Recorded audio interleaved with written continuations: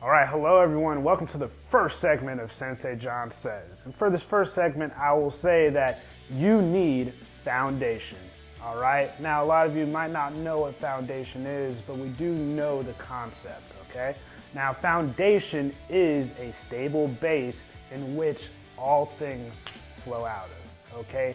Meaning, if you think about it, guys, and whether you're an adult or you're a kid, you could relate to this. If you think about what's the foundation of a house. Foundation of a house is the base of the house before they build upward, right? You think about putting on makeup for my ladies, right? We put on the foundation before we put on the top layer because the foundation is what sets the tone, then everything else sort of is accented from that foundation, all right? So that concept is not different from the martial arts, okay? And what we have in our martial arts, our foundation is going to be basically our stance, okay? Now, when I say we have to have a solid foundation, we have to have a solid stance, you guys. Now, to make your stance solid, a few things. Number one is foot placement, okay? Making sure that our feet are in a stable place, right? Now, we have two metaphors that we use for our feet placement, and that's tightrope, where both of our feet are on the same line, and then there's railroad track, pretty much when our feet are shoulder width apart. Now, notice that even though I switch stances, my foot is still one behind the other, okay? That's very important. You never want to be squared up like this, or else if you get knocked back, you have no balance. Same thing as if you're on a tightrope. If you're on a tightrope, this is very good for counteracting forward and backward momentum. But once you get knocked to the side or anything, or a lateral force comes towards you, you're off balance. So it's very important to stay on a railroad track, right? Making sure our feet are shoulder width apart and one behind the other. From here, it's a solid foundation or a solid stance. I could be pushed back, right? And I could catch myself. I could go forward and catch myself. Go from side to side without catching myself. Notice how I'm moving, all right? Whatever direction I'm moving in, that foot is moving first. So if it's front foot moves first. If it's back foot moves first. Left, right, those respective feet move first, all right?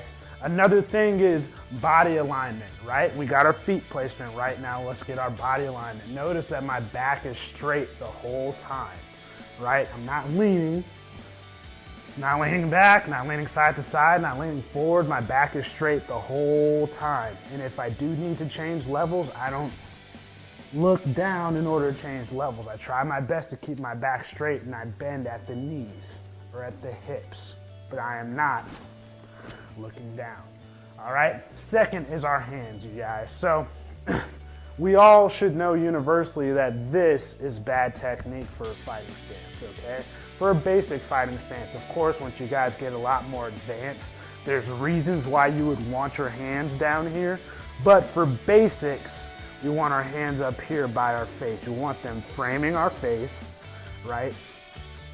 We want our elbows up here. We want our elbows down. We don't want to wing our elbows and have chicken wings like this and leave our body wide open. We want our elbows down, hands by our face.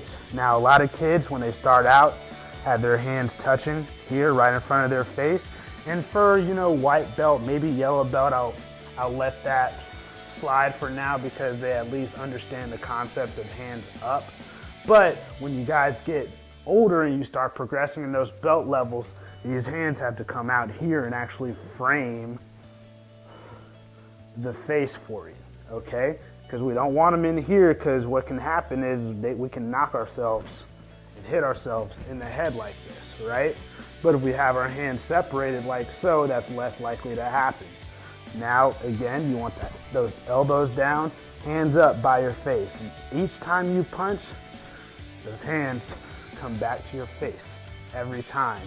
Always come back to your foundation. Whenever you do any kind of technique,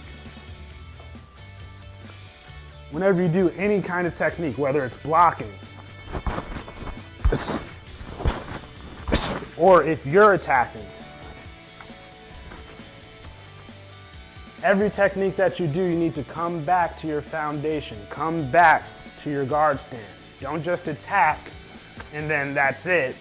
and think you're winning, you leave yourself wide open. Not only that, but if I just abandon my stance, right, and I get hit, now I'm out of my stance, he can hit me, knock me over, and then that just makes the situation worse from there. So make sure when we're here and we're in it, we stay in our stance the whole time so we have our solid foundation, okay?